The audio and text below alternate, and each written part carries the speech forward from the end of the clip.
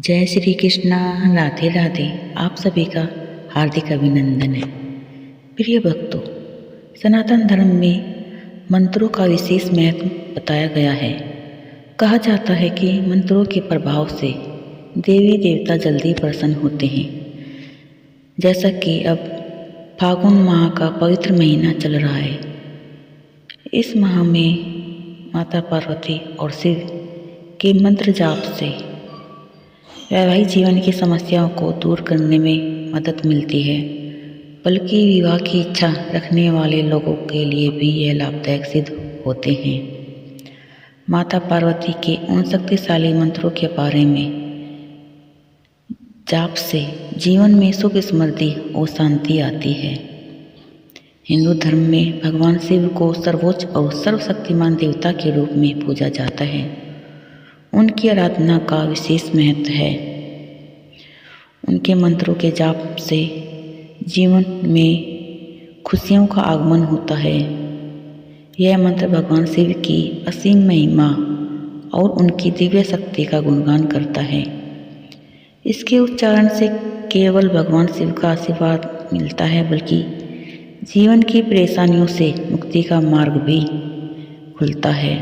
यह मंत्र शिव और शक्ति के अद्वितीय मिलन का प्रतीक है और उनकी कृपा प्राप्त करने का सीधा माध्यम माना जाता है। इस मंत्र का नियमित जाप करने से मानसिक शांति, सकारात्मक ऊर्जा और आध्यात्मिक उन्नति की प्राप्त होती है। साथ ही यह मंत्र वैवाहिक जीवन की समृद्धि और व्यक्तिगत जीवन में संतुलन बनाए रखने में भी सहायक है। शिव की उपासना से भक्त को आत्मबल, साहस और सभी कष्टों का सामना करने की शक्ति मिलती है। भगवान के शिव इस मंत्र का जाप से उनकी कृपा और दिव्यता का अनुभव करने का एक सशक्त साधन है।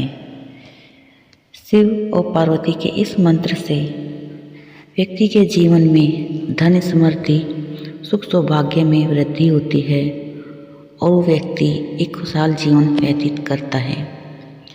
यदि आप अपने ऊपर माता पार्वती और शिव का आशीर्वाद चाहते हैं तो इस मंत्र का केवल आपको 108 बार श्रवण पूरी श्रद्धा के साथ करना है। भगवान भोलेनाथ और माता पार्वती आपकी सभी इच्छाएं और मनोकामनाओं को पूरी करें। इसी के साथ आप कमेंट में जय भोलेनाथ, जय माँ पार्वती जरूर लिखें। मंत्र इस प्रकार है। हे गौरी शंकर अर्धांगी, यथा तुम शंकर प्रिया, तथा माम कुरु कल्याणी, कांत कांतामशु दुर्लभा। हे गौरी शंकर अर्धांगी, यथा तुम शंकर प्रिया, तथा माम कुरु कल्याणी, कांत कांतामशु दुर्लभा। हे गौरी शंकर अर्धांगी, यथा तुम शंकर प्रिया, तथा माम कुरु कल्याणी, कांत कांतामशु दुर्लभा। हे गौरी शंकर अर्धांगी, यथा तुम शंकर प्रिया, तथा माम कुरु कल्याणी, कांत कांतामशु दुर्लभा। हे गौरी शंकर अर्धांगी, यथा तुम शंकर प्रिया, तथा माम कुरु कल्याणी, कांत कांतामशु दुर्लभा।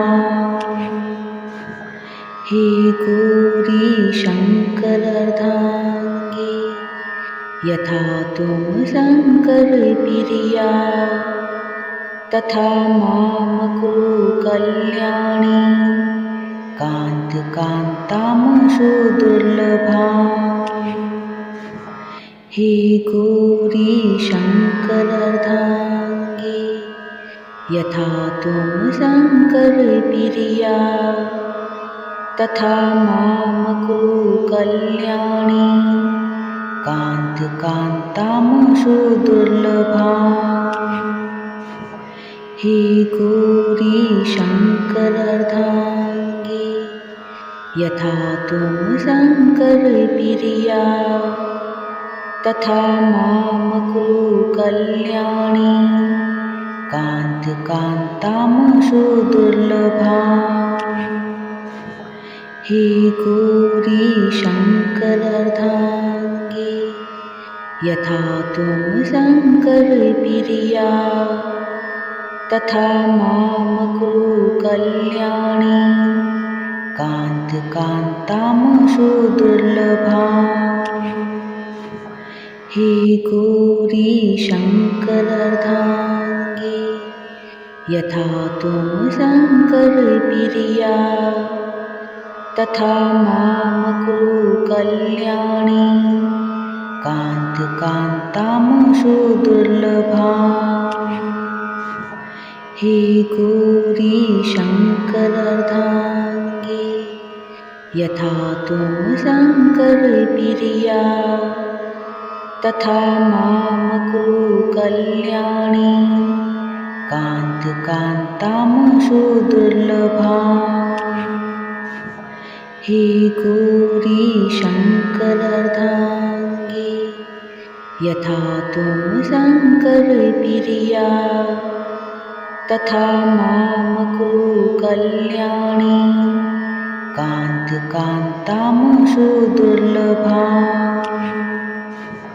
हे गौरी शंकर अर्धांगी यथा तुम शंकर प्रिया तथा माम कुरु कल्याणी कांत कांतामशु दुर्लभा। हे गौरी शंकर अर्धांगी यथा तुम शंकर प्रिया तथा माम कुरु कल्याणी कांत कांतामशु दुर्लभा। हे गौरी शंकर अर्धांगी यथा तुम शंकर प्रिया तथा माम कुरु कल्याणी कांत कांतामशु दुर्लभा। हे गौरी शंकर अर्धांगी यथा तुम शंकर प्रिया तथा माम कुरु कल्याणी कांत कांतामशु दुर्लभा। हे गौरी शंकर अर्धांगी यथा तुम शंकर प्रिया तथा माम कुरु कल्याणी कांत कांतामशु दुर्लभा। हे गौरी शंकर अर्धांगी यथा तुम शंकर प्रिया तथा माम कुरु कल्याणी कांत कांतामशु दुर्लभा। हे गौरी शंकर अर्धांगी यथा तुम शंकर प्रिया तथा माम कुरु कल्याणी कांत कांतामशु दुर्लभा। हे गौरी शंकर अर्धांगी यथा तुम शंकर प्रिया तथा माम कुरु कल्याणी कांत कांतामशु दुर्लभा। हे गौरी शंकर अर्धांगी यथा तुम शंकर प्रिया तथा माम कुरु कल्याणी कांत कांतामशु दुर्लभा। हे गौरी शङ्करार्धाङ्गी यथा त्वं शङ्करप्रिया तथा मां कुरु कल्याणी कान्तिकान्तां सुदुर्लभाम्। हे गौरी शङ्करार्धाङ्गी यथा त्वं शङ्करप्रिया तथा मां कुरु कल्याणी कान्तिकान्तां सुदुर्लभाम्। हे गौरी शङ्करार्धाङ्गी यथा त्वं शङ्करप्रिया तथा मां कुरु कल्याणी कान्तिकान्तां सुदुर्लभाम्। हे गौरी शङ्करार्धाङ्गी यथा त्वं शङ्करप्रिया तथा मां कुरु कल्याणी कान्तिकान्तां सुदुर्लभाम्। हे गौरी शङ्करार्धाङ्गी यथा त्वं शङ्करप्रिया तथा मां कुरु कल्याणी कान्तिकान्तां सुदुर्लभाम्। हे गौरी शङ्करार्धाङ्गी यथा त्वं शङ्करप्रिया तथा मां कुरु कल्याणी कान्तिकान्तां सुदुर्लभाम्। हे गौरी शङ्करार्धाङ्गी यथा त्वं शङ्करप्रिया तथा मां कुरु कल्याणी कान्तिकान्तां सुदुर्लभाम्। हे गौरी शङ्करार्धाङ्गी यथा त्वं शङ्करप्रिया तथा मां कुरु कल्याणी कान्तिकान्तां सुदुर्लभाम्। हे गौरी शङ्करार्धाङ्गी यथा त्वं शङ्करप्रिया तथा मां कुरु कल्याणी कान्तिकान्तां सुदुर्लभाम्। हे गौरी शङ्करार्धाङ्गी यथा त्वं शङ्करप्रिया तथा मां कुरु कल्याणी कान्तिकान्तां सुदुर्लभाम्। हे गौरी शङ्करार्धाङ्गी यथा त्वं शङ्करप्रिया तथा मां कुरु कल्याणी कान्तिकान्तां सुदुर्लभाम्। हे गौरी शङ्करार्धाङ्गी यथा त्वं शङ्करप्रिया तथा मां कुरु कल्याणी कान्तिकान्तां सुदुर्लभाम्। हे गौरी शङ्करार्धाङ्गी यथा त्वं शङ्करप्रिया तथा मां कुरु कल्याणी कान्तिकान्तां सुदुर्लभाम्। हे गौरी शङ्करार्धाङ्गी यथा त्वं शङ्करप्रिया तथा मां कुरु कल्याणी कान्तिकान्तां सुदुर्लभाम्। हे गौरी शङ्करार्धाङ्गी यथा त्वं शङ्करप्रिया तथा मां कुरु कल्याणी कान्तिकान्तां सुदुर्लभाम्।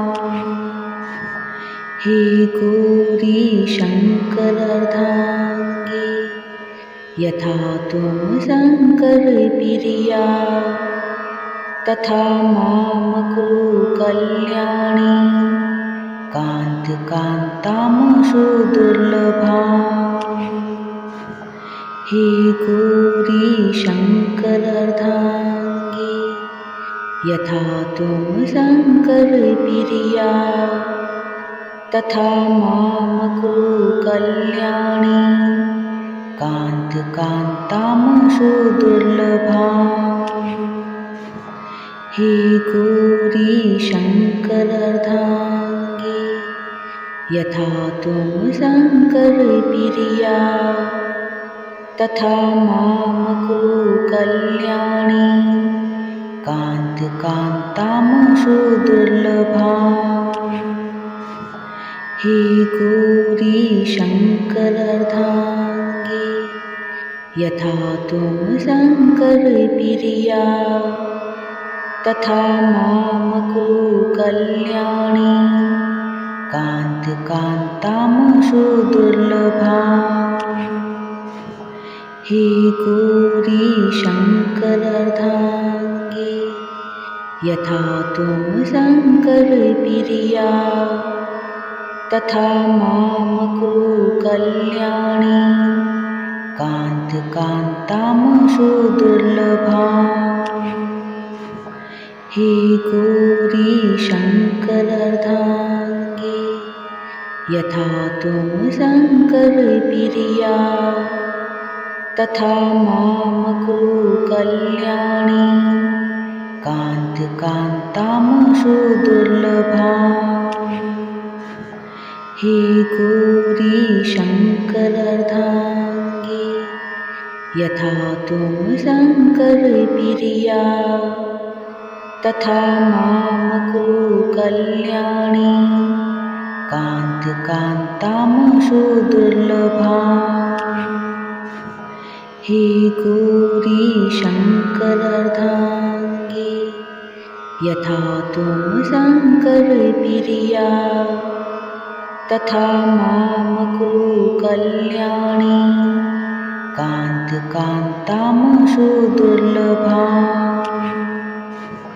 हे गौरी शंकर अर्धांगी यथा त्वं शंकर प्रिया तथा मां कुरु कल्याणी कांत कांतां सुदुर्लभाम्। हे गौरी शंकर अर्धांगी यथा त्वं शंकर प्रिया तथा मां कुरु कल्याणी कांत कांतां सुदुर्लभाम्।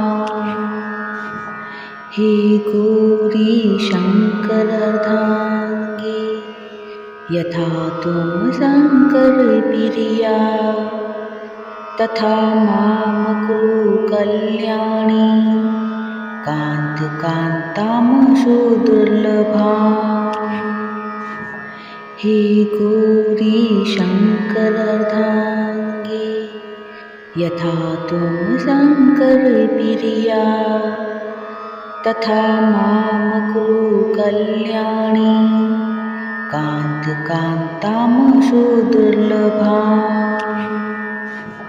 हे गौरी शंकर अर्धांगी यथा त्वं शंकर प्रिया तथा मां कुरु कल्याणी कांत कांतां सुदुर्लभाम्। हे गौरी शंकर अर्धांगी यथा त्वं शंकर प्रिया तथा मां कुरु कल्याणी कांत कांतां सुदुर्लभाम्। हे गौरी शंकर अर्धांगी यथा त्वं शंकर प्रिया तथा मां कुरु कल्याणी कांत कांतां सुदुर्लभाम्। हे गौरी शंकर अर्धांगी यथा तुम शंकर प्रिया तथा माम कुरु कल्याणी कांत कांतामशु दुर्लभा। हे गौरी शंकर अर्धांगी यथा तुम शंकर प्रिया तथा माम कुरु कल्याणी कांत कांतामशु दुर्लभा। हे गौरी शंकर अर्धांगी यथा तुम शंकर प्रिया तथा माम कुरु कल्याणी कांत कांतामशु दुर्लभा। हे गौरी शंकर अर्धांगी यथा तुम शंकर प्रिया तथा माम कुरु कल्याणी कांत कांतामशु दुर्लभा। हे गौरी शंकर अर्धांगी यथा तुम शंकर प्रिया तथा माम कुरु कल्याणी कांत कांतामशु दुर्लभा। हे गौरी शंकर अर्धांगी यथा तुम शंकर प्रिया तथा माम कुरु कल्याणी कांत कांतामशु दुर्लभा। हे गौरी शंकर अर्धांगी यथा तुम शंकर प्रिया तथा माम कुरु कल्याणी कांत कांतामशु दुर्लभा।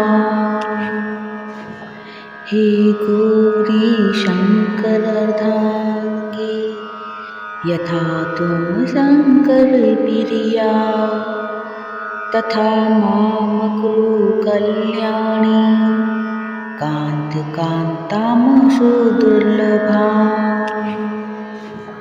हे गौरी शंकर अर्धांगी यथा तुम शंकर प्रिया तथा माम कुरु कल्याणी कांत कांतामशु दुर्लभा। हे गौरी शंकर अर्धांगी यथा तुम शंकर प्रिया तथा माम कुरु कल्याणी कांत कांतामशु दुर्लभा। हे गौरी शंकर अर्धांगी यथा तुम शंकर प्रिया तथा माम कुरु कल्याणी कांत कांतामशु दुर्लभा। हे गौरी शंकर अर्धांगी यथा तुम शंकर प्रिया तथा माम कुरु कल्याणी कांत कांतामशु दुर्लभा।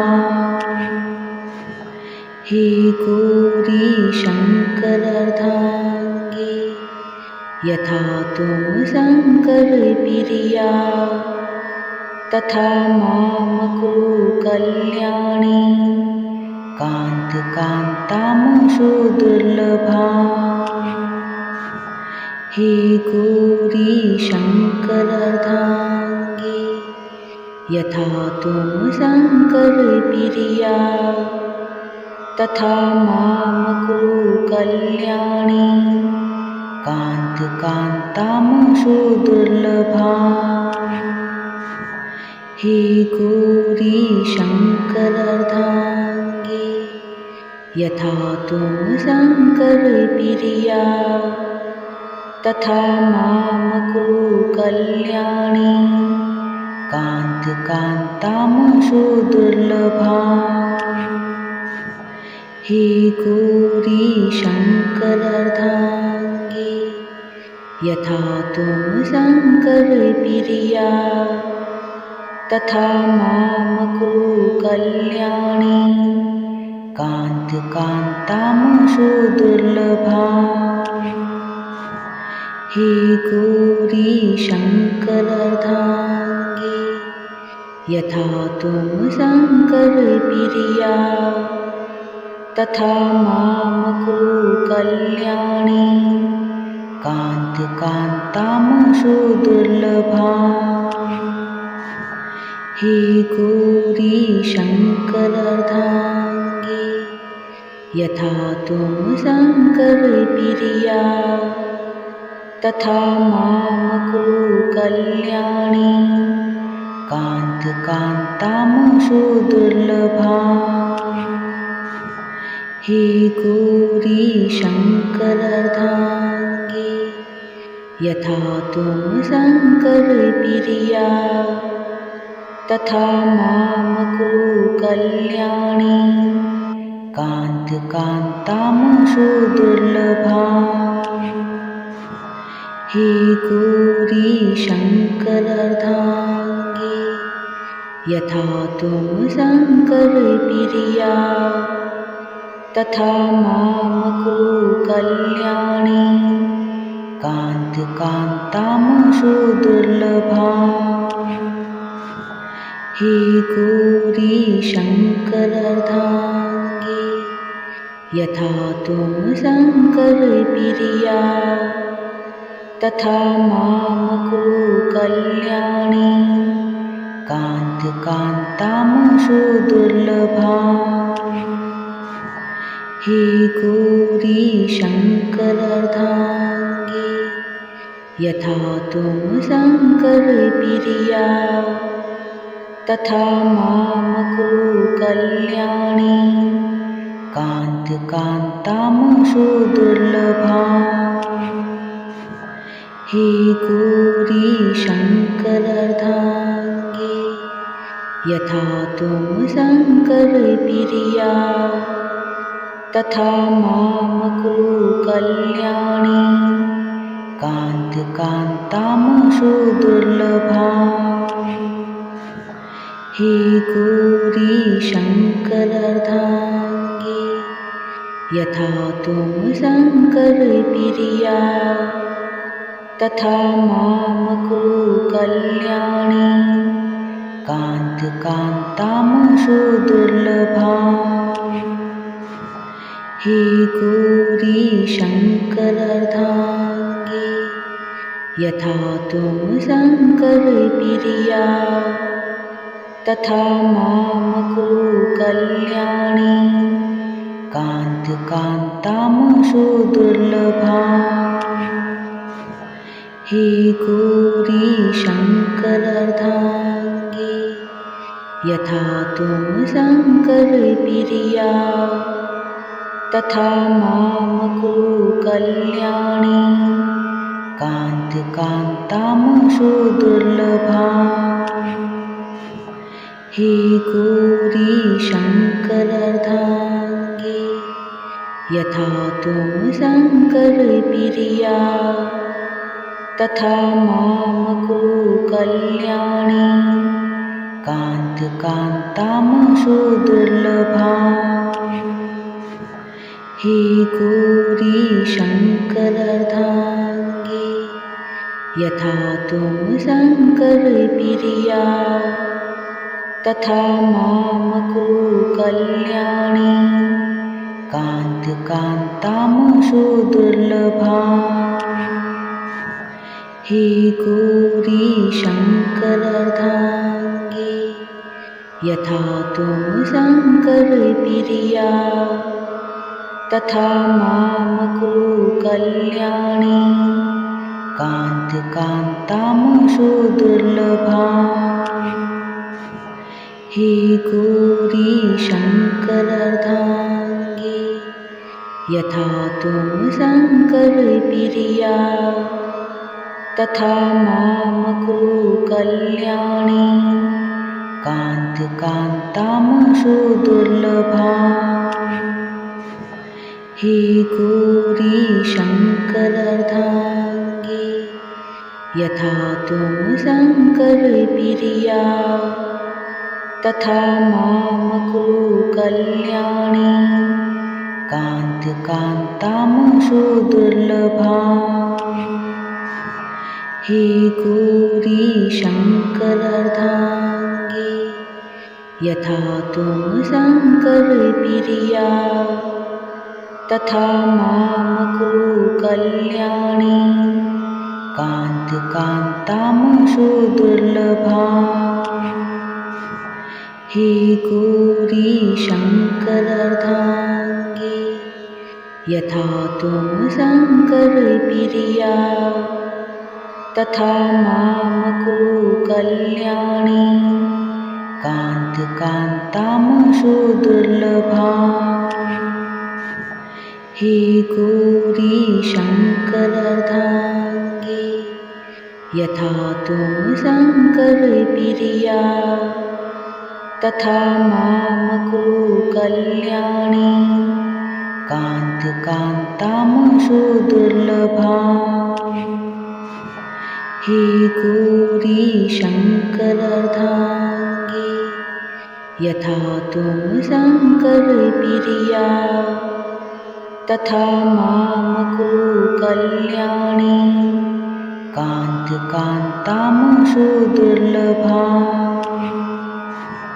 हे गौरी शङ्करार्धाङ्गी यथा त्वं शङ्करप्रिया तथा मां कुरु कल्याणी कान्तिकान्तां सुदुर्लभाम्। हे गौरी शङ्करार्धाङ्गी यथा त्वं शङ्करप्रिया तथा